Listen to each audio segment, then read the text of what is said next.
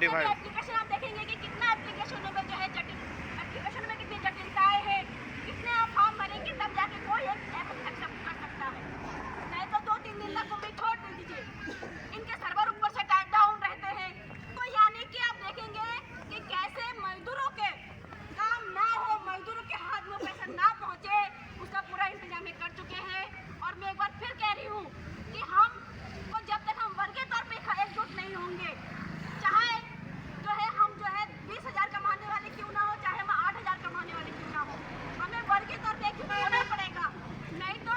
ये इस तरीके से लगातार ये मारते जाएंगे। ये भारत को जो है जर्मनी बनाने वाले हैं, हिटलर के दौर की जर्मनी बनाने वाले साथियों, इसका हमें विरोध करना चाहिए। इनकलाब जिंदाबाद।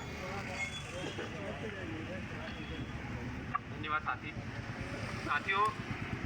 इसके तौर पे जो साथी ने जिस बात को चिन्हित किया कि 2016 में भी मोदी सरकार ऐसा ही कानून लेके आई थी,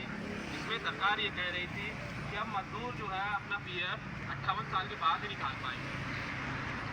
बेंगलुरु की एक्सपोर्ट क्षेत्र की महिलाएं जो मात्र 2 दिन जो है सड़कों पे उतरी, प्रशासन का सामना किया, डंडे खाए, लेकिन मोदी सरकार को जो उसने कानून बनाया था उसको वापस लेने के लिए मजबूर किया और मोदी सरकार को वो कानून वापस लेना पड़ा। तो दोस्तों, हम लोग यही बात कह रहे हैं कि अभी हम लोग सिर्फ पीएफ के मुद्दे पर बातचीत कर रहे हैं। मोदी सरकार इससे कहीं गुना आगे जा चुकी है। वो मजदूरों को जो लगभग जो है 150 साल पुरानी जो दास्ता की बेड़ियां हैं, जो साथी ने चिन्हित किया कि अंग्रेजों के जमाने से जो संघर्ष शुरू हुआ, अंग्रेजों से जो अधिकार हासिल कर लिए मजदूरों ने लड़के हासिल कर लिए थे, उन अधिकारों तक को मोदी सरकार ने एक झटके में खत्म कर दिया है। और इस रूप में मजदूरों को 150 साल पुरानी जो स्थिति थी उस स्थिति में धकेलने के लिए तैयार है मोदी सरकार। अप्रैल माह में उन कानूनों को लागू करेंगे। हम ये बात कह रहे हैं दोस्तों कि इसके खिलाफ जब आज हम लोग पीएफ ऑफिस पे खड़े हैं और पीएफ के मुद्दे पे जो है आवाज उठा रहे हैं, उन 44 श्रम कानूनों को खत्म करने के खिलाफ भी, और 4 नए लेबर कोड जो सरकार ने बनाए हैं, जो मजदूर विरोधी हैं, जो महिला विरोधी हैं, जो मजदूरों के फैमिली को, मजदूरों के परिवारों की सुरक्षा की जो जिम्मेदारी थी सरकारों की, उससे जो सरकार पल्ला झाड़ रही है, उसके खिलाफ भी आवाज उठाएंगे। साथियों, इस सभा को आगे बढ़ाने के लिए हमारे बीच में साथी दीपक आए और बात रखें।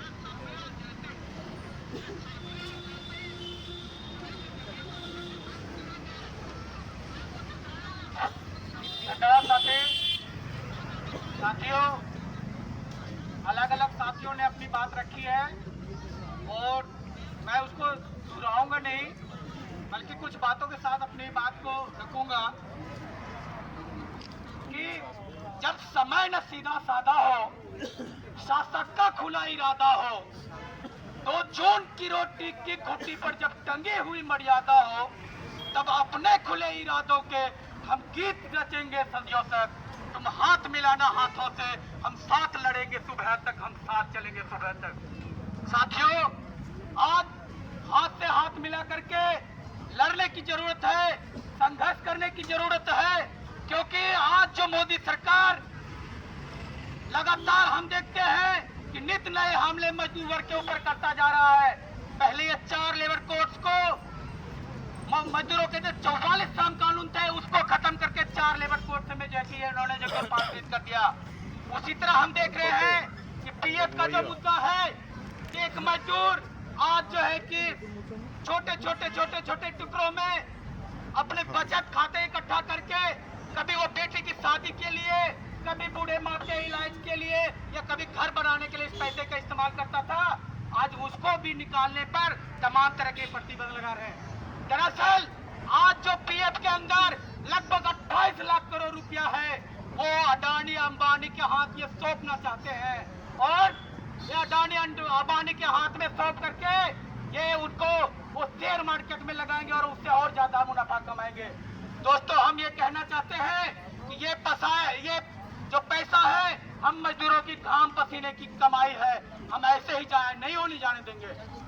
हम देखते हैं दोस्तों कि इतिहास में तमाम ऐसे संघर्षों का जिक्र आता है, जैसा कि अभी साथियों ने बताया कि जब जो है ये कानून 2016 में एक कानून लेकर आई थी, जिसमें स्पष्ट तौर पे कहा था कि भाई जो आप अपने हिस्से का जो पीएफ में पैसा आपका कटता है वो तो आप कभी भी निकाल सकते हैं, लेकिन जो कंपनी मालिक का पैसा है वो 58 साल जब आप हो जाएंगे तब आप जो है उस पैसे को निकालेंगे। दोस्तों, और बेंगलुरु की महिलाओं ने ये दिखा दिया कि जब मजदूर रोड पर उतरते हैं तो बड़े से बड़े जो तानाशाह है उसको घोटने देखने पर मजबूर कर देते हैं। जो किसान आंदोलन है, जो महिला साथियों ने कहा कि सीए एनआरसी के खिलाफ जो आंदोलन हुआ था, आज दिखा दिया है कि बड़े से बड़े भले ही तानाशाह क्यों ना हो, जब मजदूर अपने हक अधिकार के लिए रोड पे उतरे हैं तो अच्छे तानाशाह को अपने देश छोड़ के भागने के लिए मजबूर कर दिया है। हम देखते हैं हिटलर से लेके मुसोलिनी तक का इतिहास जो है कि पूरे जो कि इतिहास से भरा पड़ा और मजदूर संघर्षों का इतिहास है। दोस्तों, हम ये कहना चाहते हैं कि आज बीजेपी अगर चली भी जाए तो कांग्रेस आ जाए तो हमारे जो कि समस्या का समाधान होने वाला नहीं है, क्योंकि 1991 में जो नई आर्थिक नीति लेकर के जो कि कांग्रेस सरकार आती है और उसके तहत हम देखते हैं कि शिक्षा को जो कि बाजार के हवाले कर दिया जाता है, आज जो है कि स्वास्थ्य को बाजार के हवाले कर दिया गया है, आज जो है कि कंपनियों के अंदर ठेका मजदूरों का लगातार जो कि टूटी बोल रहा है। दोस्तों, ऐसे में चाहे वो कांग्रेस हो चाहे बीजेपी हो या तमाम तरह का जो अलग अलग रंग बिरंगी पार्टियां हैं जो अपने आप को मजदूर के हितैषी पार्टियां कहते हैं, लेकिन हम देखते हैं कि इनके चाल चरित्र सब एक जैसे हैं। तो हमें जरूरत है, जो भगत सिंह बात करते थे कि अमूलचूल क्रांति की बात जब कर रहे हैं, जब पूरे सत्ता नहीं पूरे व्यवस्था को बदलने की बात करते हैं, तो आज जरूरत है पूरी व्यवस्था को बदलने का, क्योंकि आज अगर बीजेपी की जगह कांग्रेस बैठ जाए तो उसी काम को करेंगे जो आप बीजेपी को। दोस्तों,